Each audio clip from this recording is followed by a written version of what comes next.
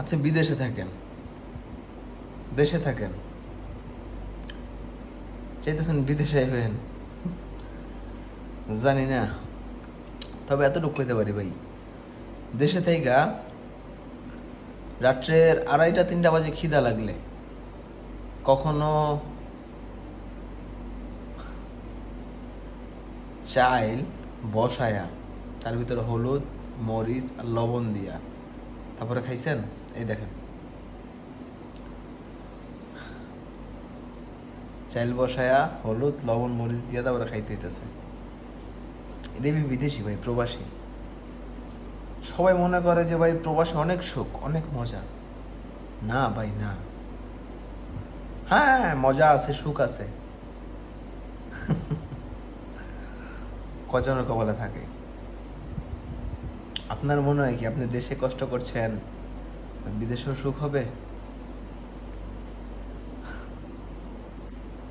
Congratulation. জানি না আল্লাহ কার ভাগ্যে কি লিখছে। তবে ভাই এই যে খাবারটা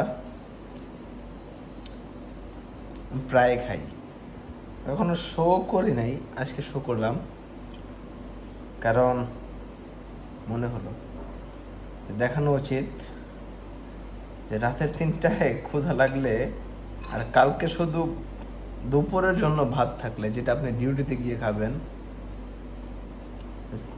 সেই পরিস্থিতিতে পড়েন, তখন এটা খাওয়া ছাড়া উপায় নাই ভাই।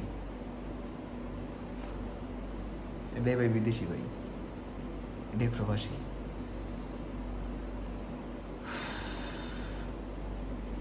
সত্যি এটাই প্রবাসী। কষ্ট নিজে করবো কিন্তু কখনো কাউকে শো করবো না। প্রত্যেকটা প্রবাসী। ঠিক আছে, ভালো থাকবেন, দোয়া করবেন, আর যদি ভালো লাগে তাহলে সাবস্ক্রাইব করে দিবেন। ধন্যবাদ, থ্যাংক ইউ, আসসালামু আলাইকুম।